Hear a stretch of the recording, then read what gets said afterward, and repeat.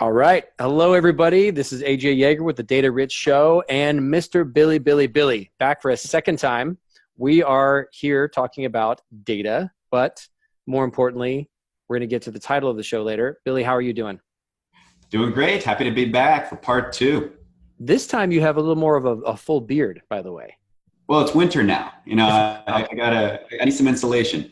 Insulation. That's another way to, I like that. That's good. Yeah. I don't know if the last time I had a big beard or not. Did I have the big beard? I don't think you had the big beard last time. Yeah, you're insulating yourself too. I am. We have good survival instincts, AJ. Yeah, I had the Norway down, when I was in Norway, I had it down to here, which was totally different, but it is a lot of. Oh man, I gotta see that one. Yeah, I have a lot of pictures. But anyway, it's good to see you. I'm super excited about talking with you today again. And again, like always, we're just conversating about data. We're just a bunch of nerds talking about data, talking about growth, how to expand our business. And really this episode is coming from out of really necessity, because on both of our sides, right, people have been talking about, they're not able to answer the business questions they're trying to that they're asking. They're not able to, track the things that are going to bring the results in their business, or they just don't know what they don't know when it comes to data and tracking, but they're trying to grow their business online. So really, is there a better way to put it then? I mean, we're going to talk about tracking and why that's so important in your online business and in any business really, right? Yeah, absolutely. Yeah. And that's a big thing so when we kicked off the year, my assistant and I, we put together our marketing plan for this year. And that was a huge part of it, was being data driven and really doing things by the numbers and making sure that we take emotion out of it. Because especially for, we work with a lot of solopreneurs or small teams, startups, entrepreneurs, people who are trying to get things off the ground, and versus a huge company. So, and often the business has a huge impact on that person's lifestyle. So it's very easy when you're in the valley, and things aren't going so well, to make very emotional decisions. And those tend to be the wrong decisions. So I love to just take emotion out of it and just go by the numbers, because that's really how I sleep at night. Yeah. And at Praxis, we have a saying, like, data always tells a story. Yeah. It sometimes tells a story that you don't want to hear.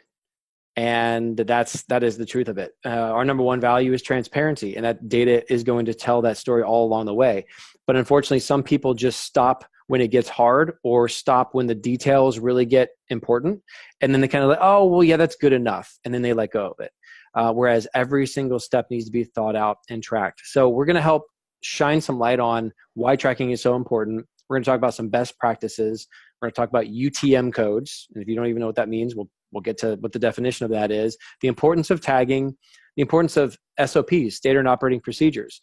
It's not always an application or a platform or a technology stack that's going to fix your problem. Sometimes it's you, or sometimes it's your team and the way you're doing things that can be the death of a company, or can be a massive explosion from 15 sales a day to 350 sales a day. So that's kind of what we're going to be talking about. And then I've got a really cool, a couple of slides to show, to kind of give us some visual aids. So let's start off with, I'm just curious, how do you handle tracking, or how did you handle tracking in your business before? So the way I think about it is that you really have lead indicators and lag indicators. You guys talk about that at all, or have you done any presentations on that? Nope, we have not. Okay, cool. So your audience hasn't really heard this before. Yeah, this would be good. Okay, yeah, so that's really how I think about things. So this started when I first learned about these, when I was working with a guy named Matt Frazier over at No Meat Athlete, if you know that site. Yep, I do. For plant-based fitness, Yeah, yep. Yeah, so this was early on when I was doing online marketing consulting. I was running my own business. I was selling home beer brewing courses online. So I was in the corporate world for a while, started a beer blog, and that turned into a business. And then I really became passionate about online marketing and combining the creative side, the copywriting side, which I always enjoyed, with the data side, which is what I really had a lot of experience in from my corporate consulting world. So I was helping out Matt. He brought me on for some consulting, but I was still somewhat new, and we were really learning together. And so we're just reading a whole bunch of stuff. And he read this book. I think it's called the 4DX Method. And it talks about lead versus lag indicators. So what that is that a lead indicator is what drives a lag indicator. So let's use the example of a salesperson. So the salesperson, for them, a lag indicator is their revenue, how many sales they make. But they don't have direct control over that. They can't just turn a knob and start making more revenue, right? It'd be nice if they could. Well, what they do have control over is how many sales calls they make that day. Right. Or if they're doing direct outreach, how many people they reach out to. And so it can be very stressful, and you can feel like you're not in control sometimes of those numbers, especially if they're not looking too good. If the number of your leads generated aren't looking too good, if your revenue's not looking too good. So I say control what you can control. And those lead indicators are a big thing that you have control over. So what are the things that drive the results in your business? And I think it's just as important to track those lead indicators as the lag indicators. So going back to what I was saying earlier about my business and working with my team and how we're tracking things, we actually track on a weekly basis. We have a meeting every Monday, and we have a spreadsheet where we have those lead and lag indicators. And for me, the lead indicators are things like content produced. That's a really, really big one. So how many emails did I write? How many articles? How many Facebook Lives? Things like that. Because the philosophy I follow is content marketing. So that's what moves the needle. And then the lag indicators are things like website visitors or email opt-ins and, of course, revenue, right? So that's really where I start with things. I'll pause there for you. No, that's really awesome. It's a very simple way of thinking about it. There's a line in the sand, right? Control. I like what you said about, what you can control. So I'm really curious about when you're doing the content tracking in your spreadsheet, how granular are you getting? How does that spreadsheet look like? You don't have to necessarily show us, but like, what are some of the examples of what you're tracking when we're doing that? So what I do is I set a goal for how much content I want to produce. Right. So if I want to send, say, 3 emails a week, that's really all that I track, just the fact that I'm doing the work. Yep. So it's really a form of, it's quantifying accountability, right? Mm-hmm. It's a form of accountability. And so we know, so often you might look at revenue or a number of leads, and it's not where you want it to be, and you ask yourself, well, why is that? And that's something that you help people a lot with by digging into the data. Right. But something that people often don't look at is those actions and what's actually driving revenue. And look, if you're not doing those things, if you're the salesperson not making any calls, then yeah, of course you're not going to have any revenue. So right. So the other side of that, so you're doing those things, and then of course stuff moves, right? So you're producing content, you get it out there, and that sets things in motion. So for us, we're using Facebook ads a lot to promote our content. So we get the content out there, and that's when stuff starts to happen. And that's really where you need to have your tracking in place. And that's, of course, what you guys do such a good job in helping people with. Yeah, it's like cause and effect. You're going to do these things, and you're going to hold yourself accountable by tracking, I actually did what I said I was going to go do. Or, hey, I wanted to get 20 touch points out this month. I'm only at 5. Well, no wonder the results aren't coming in because you didn't do those things. So I love that it's about self. It's about the person or the team tracking, did I do what I said I was going to do at a baseline? Then there's, like you said, once you do that thing, then the floodgates open up. Then there's all this automated data, which is a beautiful thing. We live in an amazing time where everything is tracking data, right? All the time. Whether it's tracking the right data, we're going to get into that. And whether it's set up right, we're going to get into that. But that is a kind of a great way to lay the foundation. Thank you for that. That's really cool.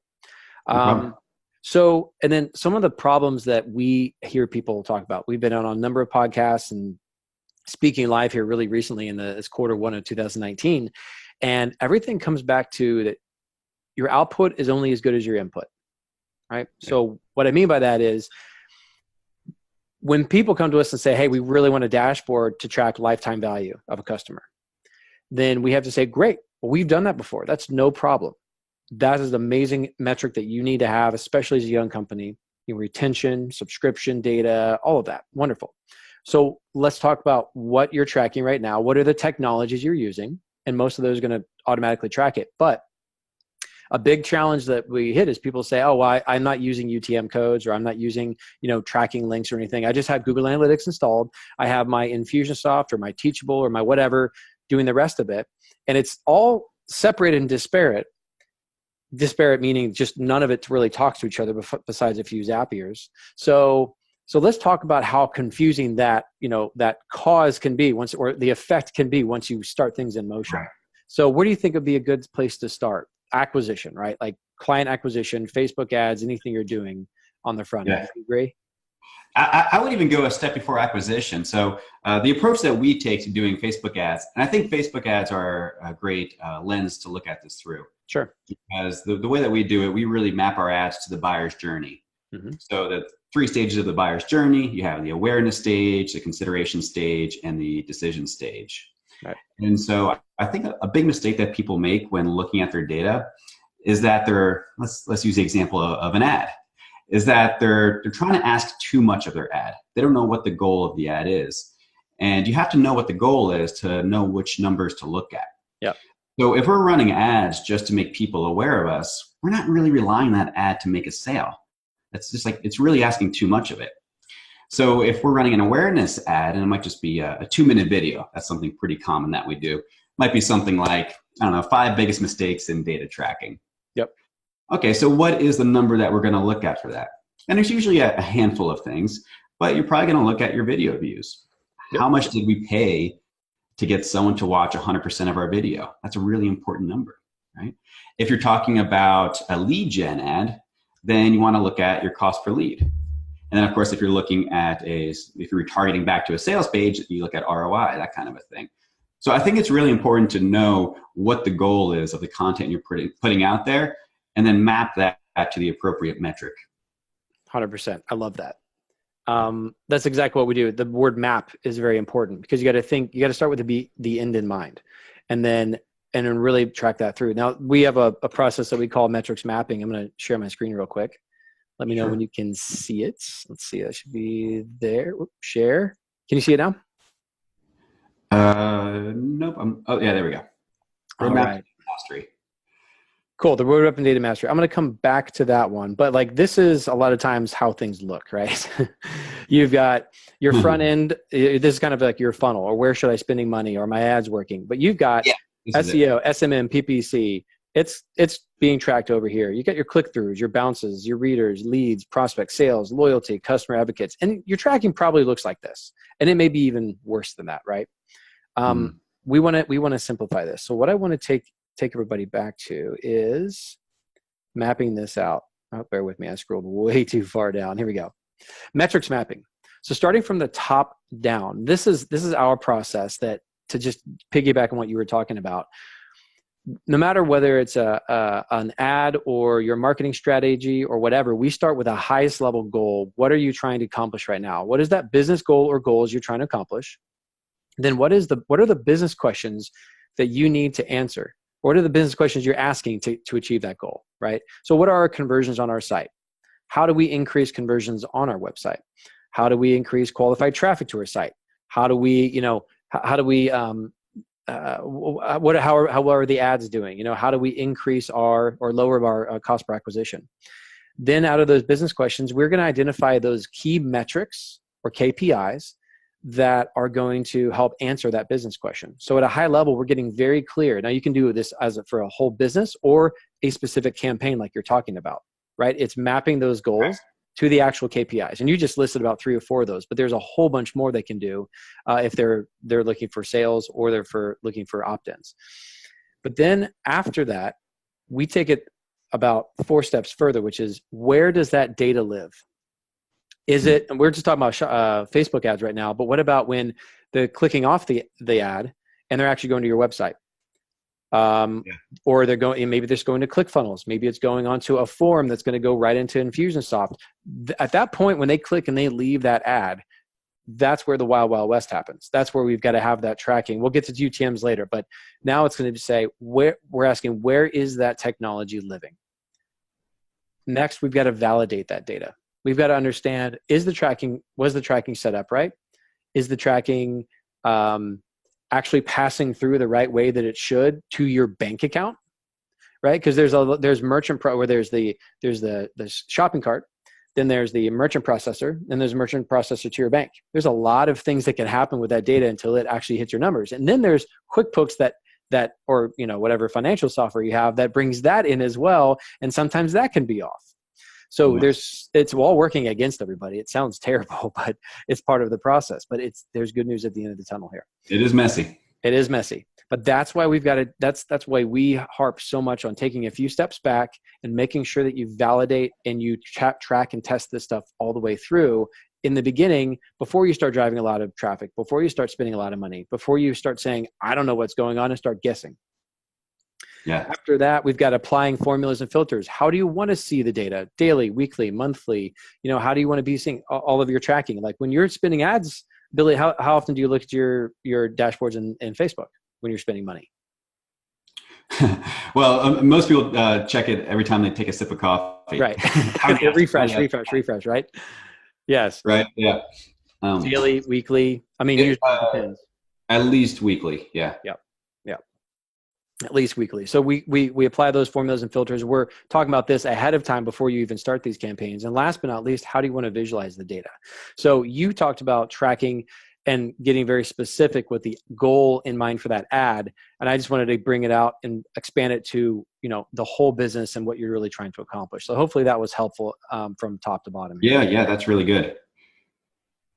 Cool. And then one of my other slides, since I'm sharing my screen right now, on a high level, again, we want to talk about what's called the roadmap to data mastery. So this is how we see the journey of data and the journey of the companies that we help scale. And please understand that the number of revenue here really does not matter. It's just kind of like a general rule and spectrum. We have companies that have come to us doing 50 million, 100 million, and they're actually over here in data infancy. They're succeeding despite themselves. They're not data driven. They've got stuff that's a mess, but they're still making money. So the question lies, what would they be able to be doing right now if they had their data in order, if they just had a fraction of their data? So no matter where you are, it's not a good or bad, but data infancy, all the way up data foundation, optimization, maturity, and mastery is this journey we want to take people on. Now, if you notice down here, we're talking about manual reporting, single source visualizations, no defined KPIs, the tracking, not using UTMs. Google's like Google Analytics is the script is on the pages, but it's not really set up for conversions. No event tracking, no Facebook pixels set up, like no data dictionary, no SOPs in place. This is the very beginning starting place. So this is that journey. This is why we're having this conversation, is to help people kind of get the education and the mindset to say, hey, there's light at the end of the tunnel here. Everybody's got to go through these stages. This is exactly what you've got to do. Yeah, and going back to your point about people who are doing a lot of money despite being in the data infancy stage, yeah, there's a lot of them out there, because you don't really need this to make a whole lot of money, but if you want to scale, you do need this. Because I mean, just knowing from my copywriting background, the most important thing is the offer. So if you come up with a really good offer and put it out there, you don't have to have analytics set up or anything like that. You can do really well and make a whole lot of money if you have a killer offer. But you're doing it despite not having those things in place. So for those types of companies, that's really where the huge opportunity is that you did the hardest part. I mean, everyone, if we could all just make offers that sell like that, then that's all we'd be doing, right? Yeah. But if you can do that and then go back in and then look at the data and see what's happening and follow the steps that you gave on the previous slide, that's really how you get to the next level, because the offer alone is really not enough when it comes to scaling. And nowadays, because everything is going digital now, I mean, there's so many tools out there that can help you with this, that it doesn't need to be so hard. This is kind of tricky to set up. I mean, you definitely make it easier for people, but growing your business doesn't have to be always a guessing game. There are a lot of questions that you can simply answer by looking at the data. Exactly. And you don't have to be, we talked about this last time, like you don't have to be a mathematician or a complete data nerd or a data scientist to figure this stuff out. It really comes down to asking those right business questions and then getting into the data.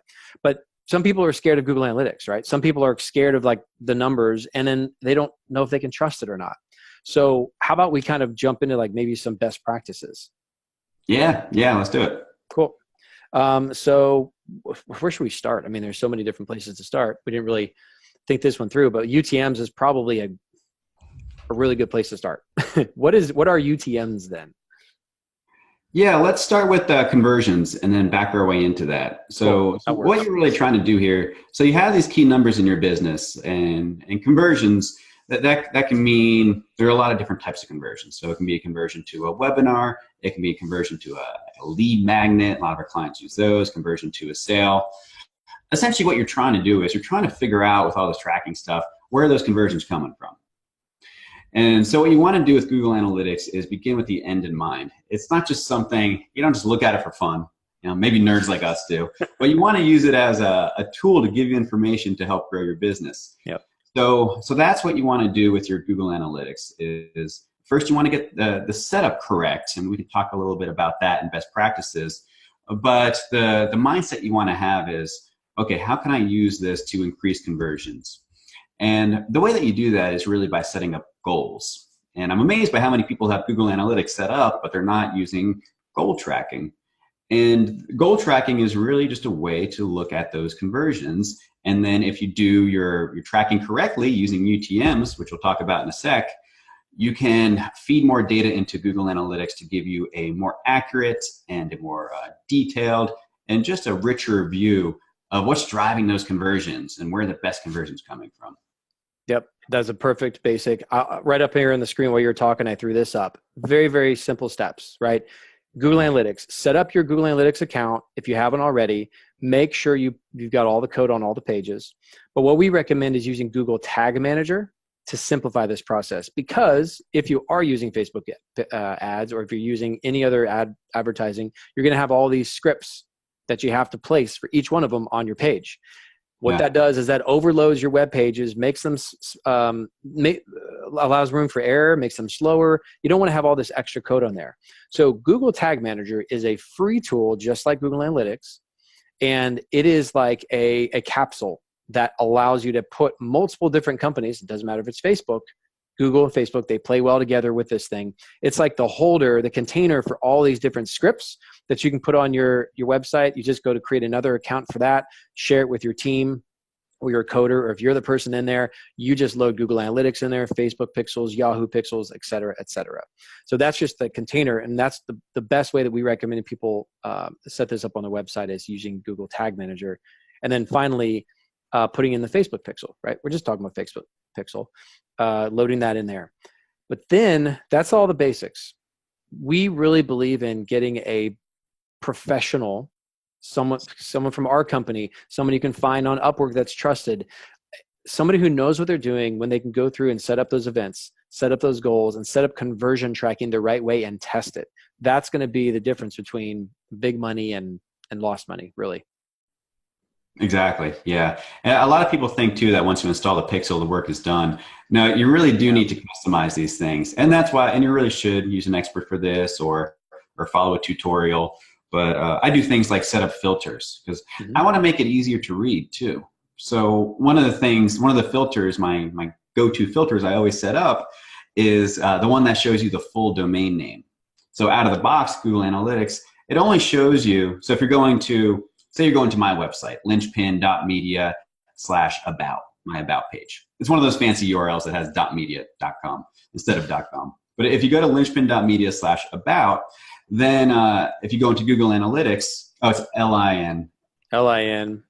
Yeah, LIN. Yeah, there you go. .media/about. Yep. So if I go here and then I check this in, I should have told you to use HTTPS. No biggie. So if I also need to work on this page. If I go to Google Analytics and check this out, it's going to just have the /about. It's not going to have the rest of the stuff on there. And so a lot of people, especially online marketers, they use a lot of subdomains. So things like lead pages and ClickFunnels and things like that. And it can be very confusing to figure out which subdomain that they're on. So what I like to do with the filters in Google Analytics is add a filter that shows me the whole domain name. Right. And so that will show me the subdomain too. And it just makes it easier to read. And so that's one of the configurations that you can do to get more out of your Google Analytics. Yeah, and that's inside of Google Analytics. That's if you're going to spend the time there and you're not ready to put stuff into a dashboard yet. That's making it easy. And you can do saved reports, right? You can do custom reports in there so that you're not just clicking around and seeing all this confusion. It's about making it simple for you to digest. Exactly. Exactly. Awesome. And maybe, I don't know if you can maybe put in the comments a screenshot with your stuff like, marked out or anonymized, but that would be The kind of cool filter? to see. Yeah. Could you share that? Yeah. Yeah. I can show a screenshot of how to set up the filters. That'd be cool. Awesome. Love that picture. I mean, I'm sold. I'm going to click on the button just because of that look right there, puppy dog face. That's why I started sweating, right? Yeah. Woo. Love it. Okay. It's blue steel. So then that's your blue steel. That's blue steel. I feel like it's more teddy bear like, but It looks good. It looks good. Let's go with so the UTMs now. Since we've kind of laid the foundation with Google Analytics, UTM stands for Urchin Tracking Mechanism. Right. It was like bought, I don't know, was this 10 or 15 years ago now? Maybe more than that by Google. It might be longer than that. Don't quote me on the time, but UTMs are passing through specific information to help you attribute where things are coming from.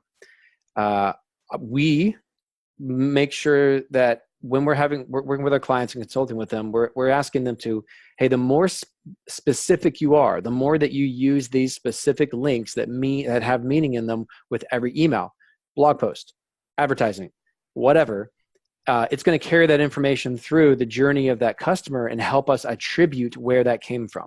Because people don't just buy through as much as we want to build these amazing funnels, that doesn't always happen all the way. They'll come in through the opt-in page and opt in, and then it's gone. And then, or they leave that page, and then they may see a retarget and come back on Facebook, but then see something on Instagram, get inspired, see a blog post, and then buy. Right. It's jumping around. The people's attention spans, all the advertisements going on.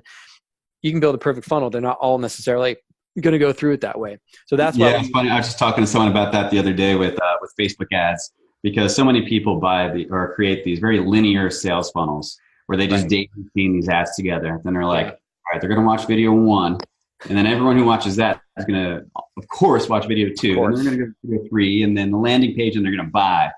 It's like, you don't buy like that in the real world. Your customers don't buy like that in the real world. In the real world, it's messy, and it's an ecosystem. And so, you can't control that path. You can certainly guide it. And that's what marketing is, I believe, is guiding people down that buyer's journey that you showed earlier from top of the funnel to bottom. Yeah. But the data is going to come from following these best practices and using these UTMs to really piggyback on these links that you're putting out there. And that's really what it is. It's this extra information that you attach to your links to give you more insights when you do check your Google Analytics. Exactly. Now here I've got a screenshot up. This is inside of our UTM builder template that we built. So Billy, can you see this one? Yeah, got it. So we're breaking this down here. I'm going to show you what the final URL looks like. So don't get confused by the question marks and all that stuff, but we're basically talking about, this is all that data we're talking about that's passing through. We've got the source, we have medium, we have content, we have campaign, we have the actual term, and all of this can be filled in with whatever you need it to be. And this is why is that scrolling? Go this way. This is just a free template that we have that I can put up here. But basically, you're talking about where's the original destination URL. So it could be linchpin.media/about, right? Right. And that's the original product link, let's say, for now. And let's say that traffic source is going to be, Facebook. You know what I'm going to do, actually? Yeah. Keep doing that. I'm going to pull up my Google Analytics. Cool. And I'm going to go to the real-time feature. Oh, yeah, that's a good idea. See where I'm going with this? Yep, I gotcha. So traffic source, the medium is, let's say it's, cost per click. So it's going to be, from the ad. But this can be a blog post. It can be an Instagram story. It can be literally whatever you want to for the medium. You can have a specific name of the campaign. Billy, you mentioned earlier, the 5 mistakes of data tracking. So you can call it 5-mistakes. Mm-hmm. And then the content. And that content could be the actual subject line even. And then term, and then the final URL is created. So you're basically filling in these traffic source, medium, campaign, content, and term to help you get very specific. For example, autoresponders. I think I would probably put it under content, but it would be like AR1. AR2 for autoresponder 1, autoresponder 2, and then the subject line. Hey there, so you're able to use this information to pass it all the way through so that you can go back retroactively and say, I know where this person came from. I know where they bought. Yeah, let's give it a shot. You want to pop in a link and I can show my screen and show what it looks like in Google Analytics? I am. Let's see. But let's do this first. Let's create the link. So use that linchpin, use that top one if you can. No, that one's not working here. Let's go. Let me move it down here. I copy and pasted this one over, so I'm hoping it works. Boop. I'm just going to use some of these term test. There we go. There we go. So it just created this. Yeah, why don't you pop that on, before you go to my site, why don't you pop that into like a note doc or something so people can see it. Yeah, here we go. Boop. There we go. I think you're just sharing your browser. Oh, I am. Thank you. Put it in a new, there you go. I'm going to go share my whole screen. There we go. Is that better? Yeah, there we go. Okay, so that's what it looks like. Now, go over and give before you use that link, go over and give it a refresh on my website, because it actually looks like it timed out or something. You're not showing up anymore on my Google Analytics. And then I'll share my screen and show what it looks like before using a tagged link. Because this is the big mistake that people make and why their data doesn't have as many insights as they need. All right, so here it is, https linchpin.media/about. Right, okay, can I share my screen now? Yep, and I'll stop. And now it's your turn. Okay, do you see my Google Analytics? Yes, we do. Okay, so I obviously don't have the most traffic site in the world, but I do have one visitor, and I think I know who it is. That'd be this guy. That's this guy, right? So here he is. So if you go to your real-time report up here, a lot of people don't know that this exists. Go to overview, you can see you have this one visitor. You can see the page that he's on. You can see, this is the important one, the traffic source here. So this is where the UTMs come into play under traffic source. You can see that this matches what AJ had in his spreadsheet, medium source. You can even look at location. Let's see if this, is that right? Did we find you? You're right, in Miami. Gotcha. Outside of Miami. Right. So now go ahead and use that link. So the link that you guys just saw that he created, he's going to pop in here and it's going to take him to the same page. Oh, but one thing I want to point out though is that if you look here, this data is not very useful. So this is what's going into my Google Analytics right now, that the medium is none, the source is direct. It essentially has no information whatsoever. And that's because he went directly to, he typed in linchpin.media/about instead of following a tracked link. Now, if people do go directly to your site, there's really not a whole lot you can do about that. But a lot of times people will click an untracked link, and if Google doesn't know where that link is coming from, their default bucket is this annoying direct bucket right here, which you probably see a lot of your traffic coming from, especially if you're not tracking your links. So go ahead and go to my URL using the tracked one, and we'll see what happens here. Yeah, those of you who are frustrated with that bucket being really full, and you're like, everybody's in there, this is why. This is the fix. You're welcome. Here we go. Now I'm typing that in, and I'm just now pushing enter. Now, okay. Now what do you, let's show, since you're showing your screen, let's see what you see. Okay, can you still see it? Yep. There we go. Boom, real time. Look at that, how that worked. Yep, so, medium CPC, source Google. Yep, this is awesome. So it's showing me, but now it's attributing to where I came from. So I, quote unquote, clicked on an ad on Google, and that's where it's attributing that to me. So all that data is coming through there. So you want to click on if you click on the medium. And the keyword is there too. Keyword was test, right? All of that came through. All of that's passing through. And there should be the content. Oh, here we go.